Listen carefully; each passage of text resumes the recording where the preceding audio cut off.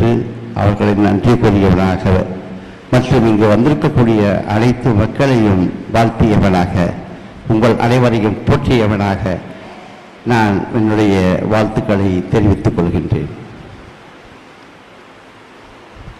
நான் இங்கு பேசக்கூடிய சொல்ல வேண்டிய வார்த்தைகளை சொல்ல வேண்டிய விஷயங்களை அனைத்தையும் நமது ஒன்றிய செயலாளர் கே.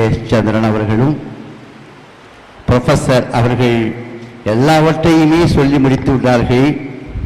நான் இன்னும் நேரத்தை வீணாக்காமல் குறுகிய முறையிலே சுருக்கமாக என்னுடைய இந்த கண்டுபிடிப்பை பற்றி சொல்லிவிடலாம் என்று முடிவு செய்கின்றேன்.